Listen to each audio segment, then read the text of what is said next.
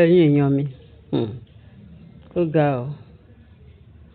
Wọ́n ní téèyàn bá ń yọ́lẹ̀ dá ohun burúkú á máa yọ ṣe náà ni bó ṣe yẹ kó rí nìyẹn. Wọ́n ní Ashley o pé ó wà lọ́sípítà báyìí lẹ́yìn ìgbà tó gbógun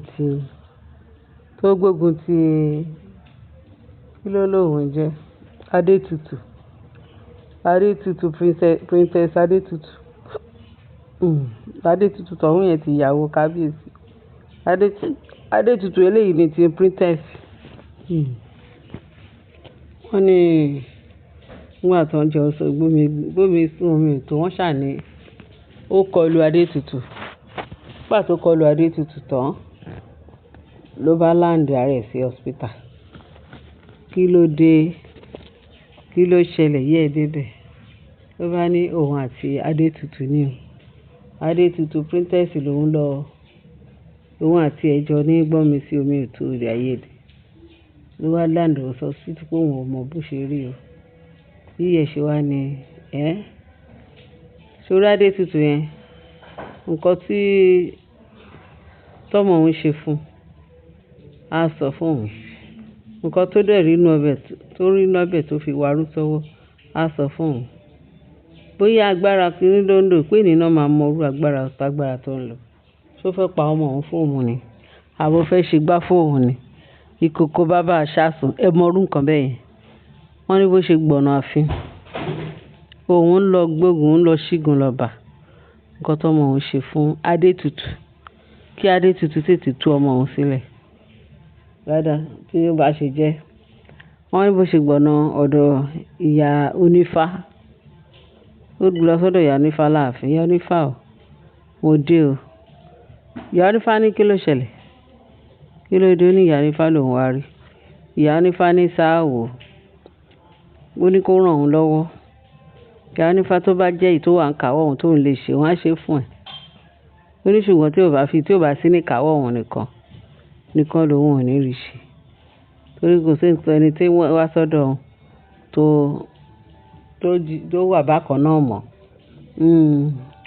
Wọ́n ní bí kábíyèsí, bí ìyá onífá ṣe sọ̀rọ̀ fún tán.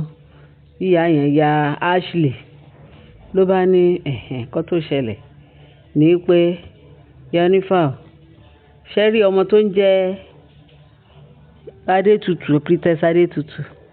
Wọ́n lóun náà ń ta bíọ́bíọ́ òun náà ní agbára kan tó ń lò. Pé kí ìyá onífá jọ̀ọ́ nítorí Ọlọ́run. Òun bẹ̀ pé kí irú agbára wo tó bá lè sọ irú agbára tí Princess Adétutù ń ṣe láàfin. Pé ẹ̀yin láàmú tó jẹ́ alágbára. Ẹ̀yin la lè respect. Bẹ̀tẹ̀ eléyìí tó dé lọ́sàn-án gan, irú agbára wo ló ń lò? Tó rántí wá gbogbo agbára ẹ̀. Nǹkan tó ṣe tó fi di pé ọmọ òun tọ́mọ òun fi láǹdì sí hospital. Pé kí ìyá onífá kó ṣàlàyé fún, kó sọ fún un. Ìyá onífá ní níyẹn náà le o. Agbára tí òun lò. Òun mọ agbára tó ń lò bẹ́ẹ̀ tí tòun lòun mọ̀ o. Òun ń yọjú sí nǹkan ní nǹkan o. Kí ìyá Ashley pé nǹkan tó bá wà yìí kó lágbára gan. Pé òun ò mọ irú agbára tó ń lò. Ó dàbí pé kí ẹnìkan wá bá òun kó sọ fún òun pé irú agbára wo ni ìyá onífá ń lò. Pé òun máa sọ fún un pé agbára Ọlọ́run ni agbára àwọn bàbá àwọn tó ń rán òun níṣẹ́ pé òun làwọn ń lò. Pé agbára tó ń lò ni pé òun mọ agbára kankan tó wà ní secret behind nǹkan tó ń lò. Wọ́n ní ṣe ni ìyá Ashley.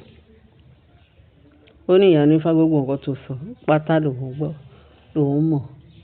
Pé nǹkan tóun bá wá sẹ̀, àní agbára tọ́mọbìnrin yẹn ń lò yẹn Princess Adétutù ló bá gbé envelope owó ńlá gbé jáde. Ló bá ní ṣorí nǹkan tó wà nígbà. Ó lówó ni. Owó yẹn pé owó yẹn gọbọi pé ó ga. Pé owó yìí bọ́ńdù lówó wọn ló ṣàgbé jáde. Pé òun ni bó máa jẹ́ tiẹ̀ pé òun máa san owó ẹ̀. Ìran ìyá onífá ò ní tòṣì mọ́. Ìran kìíní kan ò ní ṣe gbá ìran kìíní kan. Pé pẹ̀lú tọkàntọkàn òun òun á ti ta ìyá onífá lọ́rẹ. Kí ìyá onífá kó jọ kó sọ àṣírí ọmọbìnrin yẹn tó wá sáàfin. Wọ́n ní ìyá onífá ní owó tó wá jẹ́ tọ̀rọ̀ owó pé kí ló ṣẹlẹ̀. Bóun ò fowó ṣe nǹkan tóun ń ṣe o. Nǹkan tí àwọn gọ́ọ̀sì òun, àwọn alálẹ̀ sọ fún òun, nǹkan tó bá fi hàn lòun ń ṣe. Òun ò fowó ṣe iṣẹ́ tóun ń ṣe. Iṣẹ́ tí àwọn bàbá àwọn ń ṣe, òun lòun ń ṣe. Nǹkan tó bá fi hàn òun lòun gbà. Ó bẹ̀ tí pé kán fi owó, ó fò pé láéláé. Ó ní nǹkan tí ìyá Ashley bá wà yẹn pé ó ga jù pé òun ò lérò pé òun lè ṣe o. Òun ò lè ṣe. Pé títorí owó òun ò lè ṣe. Pé ọ̀rọ̀ yẹn ga lágbára ju òun lọ. Pé kán lọ bá Princess Adétutù. Kán bẹ̀ níbi tí wọ́n ti ń bẹ̀, kán béèrè lọ́wọ́ ẹ̀. Bóyá ó lè ṣàlàyé fún un. Òun mọ̀ ọ́, tí tòun lòun mọ̀ ọ́. Òun mọ agbára tó lúkálùkù wọ́n ń lò, tí tòun lòun mọ̀. Wọ́n ní bó ṣe túbọ̀ tó ń lọ ìyá onífá ní fún ni. Ìyá Ashley tó bẹ̀rẹ̀ sí ní lọ ní tó bẹ̀rẹ̀ sí ní tojọ́, tó bẹ̀rẹ̀ sí ní ṣe, tó bẹ̀rẹ̀ sí ní sọ gbogbo nǹkan tí wọ́n sọ pé Adétutù ń ṣe. Pé kí ìyá onífá kó jọ. Ìyá onífá lòun ti sọ tòun. Ó ní màmá, ó dàbí pé ẹ fẹ́ gbọ́ àlàyé òun. Mo ti sọ nǹkan tí mo fẹ́ sọ fún yín. Ẹ dìde kẹ́ wá máa lọ. Torí òun ń ṣe nǹkan òun bẹ́ẹ̀. Ẹni tó ní nǹkan ni kẹ́ lọ béèrè lọ́wọ́ irú agbára wo ló ń lò. Òun ò ní agbára kankan tóun tún lè béèrè lọ́wọ́ fún agbára ẹlòmíràn tí tòun lòun mọ̀ ọ́. Adétutù wà láyé ó wà ní ààfin kó lọ bá. Wọ́n ní bí màmá yẹn ṣe ìyá onífá lé ìyá yẹn ẹsẹ̀ ò balẹ̀. Ẹsẹ̀ ṣe lè balẹ̀. Ìyá onífá ò ṣe nílé. Ṣé ìyá onífá ò mọ irú ọmọ tí ó bí ni? Irú ọmọ tí ìyá ìsọnù tó bí. Kò mọ̀ pé ọmọ yẹn pé ọwọ́ ẹ̀ ló máa fi fa nǹkan tó ń ṣe. Wọ́n ní ìyá onífá lé ìyá Ashley ẹsẹ̀ ò balẹ̀. Ǹjẹ́ kò ṣe nílé? Ó máa lè fúnra wọn náà máa fúnra wọn lóògùn jẹ. Pé kẹ́ má ṣòpò bá wọn jà. Wọ́n ní kò jẹ́ bó ṣe jẹ́. Bí ìyá onífá ṣe ní. Tó ya gbọ̀ngbẹ̀. Ṣẹ́yìn láwọn pípò yìí. Wọ́n ní ọmọ tó bá ní ìyá òun ò ní sùn. Ṣé irú ọmọ bẹ́ẹ̀ ṣó máa fojú kọ oorun? Kò ní fojú kọ oorun náà. Wọ́n lẹ́ni bímọ ọ̀ràn ló ń pọ̀n. Bẹ́ẹ̀ ni. Instead tán.